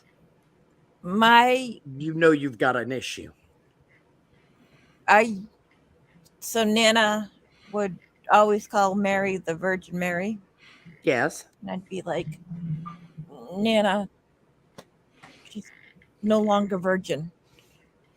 I'm sure your Nana just was thrilled. She just thought it was blasphemy. It's like taking the Lord's name in vain, just worse. Implying Yes. that Mary had sex. Well, I mean, to them it is because it was Immaculate Conception. But she had other children. Joseph was like, yeah, this is a great deal. No, Jesus is not the Immaculate Conception. Mary was conceived immaculately. That's the Immaculate Conception. What? I'm Jewish. I plead ignorance. What? What's that? The Immaculate Conception does not apply to the conception of Jesus. It applies to the conception of Mary. It is. Gotcha. It's just one of those things that The everybody Holy gets. Ghost came upon Mary and Jesus. No. Yes, but that's not the Immaculate Conception. Mary had to be born pure, which means she had to be immaculately conceived to bear the seed of the Holy Ghost. It's complicated. Well, back then they As technically mythologies are. really and- understand, anything. Okay. I have read I've read a Catholic article. That's the reason why she's called the Virgin Mary, not because of the fact that she was a virgin when she gave birth to Jesus. Okay, I got you now. I got you. When No, she's called the Virgin No. Mary because she was a virgin when she gave birth to Jesus. Bingo. The Immaculate Conception is the conception of Mary because she had to be special in order to be Well, okay. they needed an assistant God that was a little more personable than Yes. what was They written. need in to the stop Bible. being Catholic. So they and got writing the crap assistant a weird God way. and the Virgin Mary. She was Jesus's beryllium sphere. Apparently. Yeah, Because that's I mean, That's the thing, especially prepared vessel. absolutely. no one explains this stuff. I've gone to Catholic weddings. Like, no one explains this stuff because everybody just talks like Jesus is the one who is the Immaculate. I have had so many people get into arguments with me, and I'm like, you can just look it up on Wikipedia for God's sake. Now, I used to have to go pull a text and say, we're going to go chapter and verse through how this goes down. And they're like, how do you know this and I don't? It's like, I read. Well, Eh? I'm gonna have to like I tell said, my I've read the Nana Old this Testament. That's and see about what as far as we go. happens. Well, yeah, you're kind of not required to read anything other than that. Yeah. It's the reason why we all look at the Gentiles and go, what the hell's wrong with you? This explains it. This is the reason why I think some Gentiles are insane. Okay. Because it's like, because yeah, I went to Catholic.com to look this shit up. Not So that what- I didn't believe you, Prospero, but I was like, someone's got to explain this. No, to me. I have had several people fact check me on the Immaculate Conception, and I understand that because I'm not a Catholic. I was not raised Catholic. I did not attend Catholic schools, but I was curious. Yeah. And looked into it, and it's always been predominantly Catholics that have been what? I can't wait to tell my Nana. Oh, Jesus Christ. I think Don't tell her where I live, okay? Yeah, she'll hunt Prospero down. You lie. You piece of Baptist filth. She's 84 years old. What is she gonna do? Beat you to death? You'd be amazed Although, what an 84-year-old never would mind. do. My Yeah, grandmother. Yeah, I was gonna say she'll burn down Boca Raton just too. Well, no, it's kind of like my grandmother converted to Catholicism. I know some nuns who are in their 80s who can whoop some booty. So Yeah. I never assume In very, very sexually repressed, enraged penguins. exactly. Just waddle towards you. My Nana's only a Medici, so you're okay. Yeah, she's not a Borgia. I feel so Yeah. much safer. I'm a Jew. They wouldn't touch us anyway. But apparently the Protestants had a problem with that, which I'm just reading stuff. I'm sorry. About the Immaculate Conception? Yeah, because Yeah. they claim it was because that she couldn't have been without sin because we all have sinned, that kind of crap. And it's like, well, they just explained it in the title. Well, they caught themselves in, a bit of a conundrum. Yeah, catch-22. Well, and I tell you, back during the Reformation, if you think there are hair splitters on the internet now, actually, there were people that made professions of it then. Yeah, just beat. They were called just- theologians. Oh yeah, Have you theologians. ever seen the Nativity story? It brings a whole new light to it now. What was Mary's mother's name? Oh God, why are you asking What me was this? Mary's mother's name? Don't look it up. Oh Somebody no, tell I'm me. looking it up. Mary All right. Senior. It was Saint Anne. Yeah. Oh, she and was a saint. and what was Mary and Mary's sister's name? Sarah. Was- No, I don't think so. Mother No. of John the Baptist. Yeah. Oh, that's Elizabeth. That's not her Elizabeth. sister, That's- though. yeah, That was her it's- cousin. Yeah, it's her cousin. Yeah. Yeah, that's Her right. her cousin, And because they were the second father was cousins. Zachariah. Second cousin. He was so cute. Well, no, I have a John the Baptist was friend. adorable as a little boy, wasn't he, Skep? Satan. Smelly though. my, living out in the wilderness and so forth. I have a friend who's actually named Zachariah. So Nice. he was in Japan for his Because mission. nobody could spell Nebuchadnezzar. Yeah. No. I'm trying to chisel this into a stone. Damn How it! do you spell Have that? any of you seen the Nativity story? The Can movie. we just call you Dave? Nebuchadnezzar. It's Or geezer? because most people say Nebuchadnezzar. Yeah. They don't. put the D in. Yeah. One of the few times you're going to hear Nebuchadnezzar is in the Peanuts Christmas thing. Yep, because they actually got it right. Yes. I don't know, Prospero. I think that hard R at the end is kind of offensive. It's Nebuchadnezzar. Nebuchadnezzar. No, it's No. Jared's No, it's brother. Nebuchad. Nebuchad. Jesus. Yeah, there you go. You just call him Jared's brother. Nebuchad. Yeah, that's a lot easier. Nebuchad. But it is, there are some names like Methuselah. Don't try to spell it phonetically. Just Yeah, it's not gonna look it work. up. Look it up. So I take it none of you have seen the Nativity Story, the movie. I've seen it, but like I said, I'm Jewish, so I only have so much I can go off of where I'm like, I just thought it was a well done movie, and It were was, talking but about it's still, there's some Christ stuff where I'm and just Mary like, and what is that? Why would you? What? Now, the taxation part I understood because that's been beaten into our heads since we were kids. You don't understand. You go home to Texas. No, don't you understand? They were illegal immigrants. That's weren't been illegal- my favorite spin Oh, yeah. ever. Oh no, that one's good. Absolutely ever. That one's good. And then There the were one where- refugees. They were refugees. Nope. No, that it's just they were kind of late getting to town, and there weren't any hotel rooms left. They were Jewish. They were going. There was taxes. Big convention. You don't avoid the tax man. The tax man will come for you. Render unto Caesar that which is Caesar's, or Caesar's men will show up and render you. Well, it's like the only And other I- one I've seen, the take that I've seen that's really interesting is people who are like, Jesus was friends with prostitutes. It's like, okay, I'm Jewish and I understand slightly better than that that's not what that was. He said, Mary. don't do Magdalene. it. Go do something else. I'm not going to treat you badly, but stop it. So what would Jesus think of OnlyFans? He'd be like, what the heck is wrong with you people? Stop selling your bodies. Have some self-respect. And it's like, dude, He it's the would- internet. No one has self-respect. When people were selling stuff at the temple, he flipped the table, so I guess he'd burn the computer. No, no. He flipped the tables because of where they were, not what Yeah. they were Yeah. doing.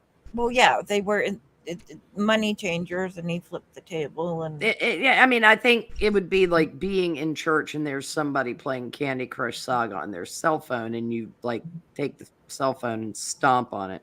Yeah, pick the phone up, slap him with it. could you just give me that? What Yeah. the fuck? What are you doing? You're sports betting in a house of God. Yeah, that would be the. This is it would my kind of be. father's house. It would be kind of be like if they were playing real life money sports betting on their phone. It wouldn't be Candy Crush Saga. That's all virtual. But if you're making a purchase through the App Store, it might be. We Gonna don't. be struck by lightning. We don't know what our modern day metaphors are for the behavior at the temple, but yeah, it was where, not what. That's been one of those sore points. The whole money lending thing, the Catholics latched onto that one. Oh, Well, no, yes. it was the fact that it was in the temple on the Sabbath. Right. Yeah, no, but they skipped that part and they went straight to the money lending is bad. Therefore, all money lenders are rat bastards. Therefore, we shall not do it.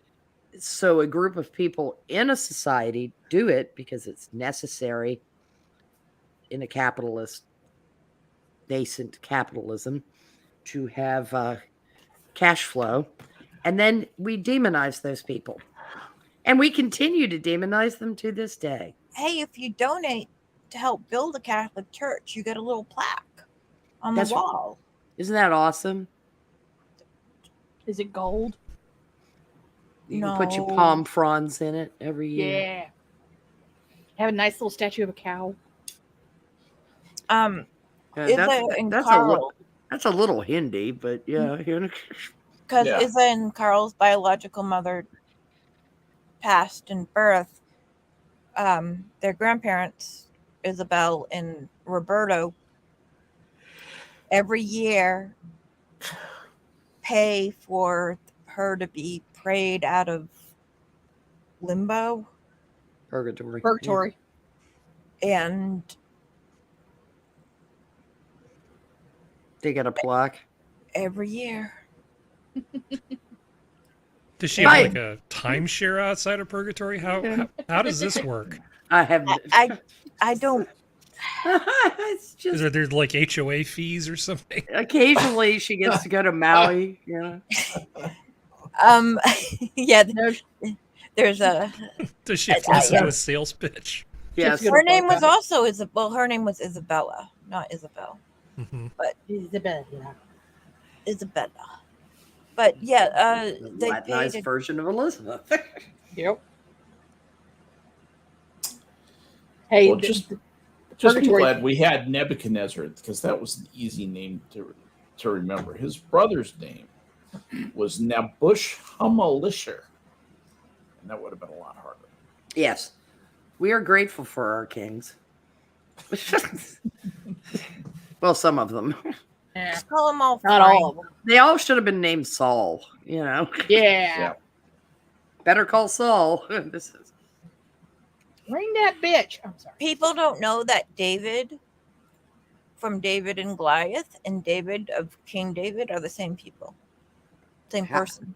how would they not? Never mind. I don't even. Yeah, want it's to like, know. why are you? Because I don't know. Cause stuff. Cause stuff. Yeah, it's interesting. I read a archaeologists have gone after to see when David lived precisely and where he lived, and I read an interesting book about that. David's life was, he was a raider basically. He was like kind of like Bonnie and Clyde, only he had a gang. Yeah, David's a bit of a shit. Yeah. He was a raider, that's for sure. And he Oh, had yeah. no qualms about walking into a camp, killing every man, woman, and child, and taking their shit, which he did quite a bit of. It was Is he getting quite a power? dude. At our table, Yep. if we want the salt, we say, "Please pass, Mrs. Blott."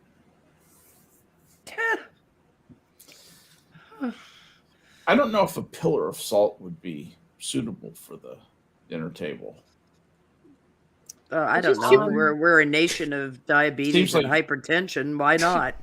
Well, you'd have to grind up the pillar of salt and then You put just- that salt into. You a carve it culture. like you do a gyro meat. You know, you We just think carve we're off the funny, salt we you don't need. put that His much wife thought is into less it. good looking and more good licking.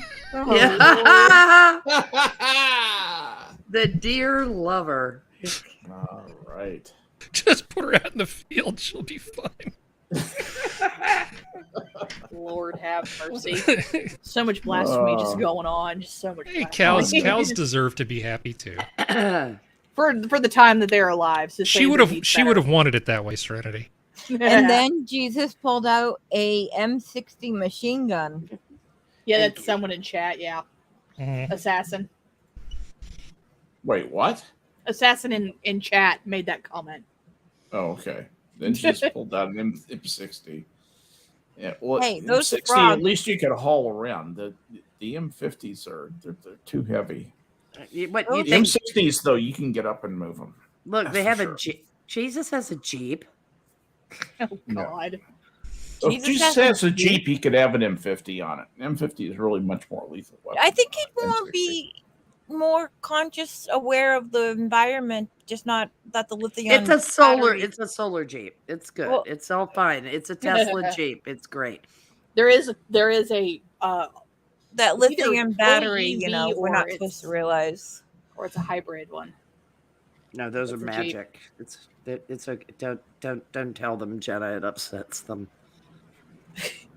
They get sad, and when they get sad, they get more woke. I don't want them any more woke. Well, You it's know 'cause what? they're- My children are going to be the ones that stop the wokeness. You know, No, woke. they're not. Yeah, we really should examine that sometime. Whether wokeism isn't just some kind of pathology of perpetual unhappiness that Dad never came back with that pack of cigarettes. Well, I've seen stuff said on Tumblr where it's just the bullies just changed who they bullied. That Well, most of these people who are like this were the bullies. Were the Now, people who- but a lot of them are really, really sad and unhappy people, oh yeah, and they're not going to be happy until everyone is sad and as unhappy as they. yep, Well, I refuse to. So there will be no fun. exactly. I refuse. I'm here to to fuck up your participate. fun. Well, no, yeah. I mean, you just smile and go, "Oh, you're one of the fun fuckers." Bye bye. You know. But it's Don't make me get my 14-year-olds. yeah. I'm gonna tie you in a room and tell you dad jokes till you melt. You know, some of this part of this conversation just doesn't sound right. I'm gonna get 14-year-olds and tell you dad jokes. Oh, Hey, why not? they listen to their dad, and their dad tells dad jokes. Well, they have their kids holding "I wish I'd been aborted" signs. I think we should at least have they have what? weaponized Yeah, 14-year-olds. That's been going on for years, Jenna. Last time. What? Yeah, don't worry about the conundrums, Jenna. Oh, I can't. Logical consistency is beyond certain people.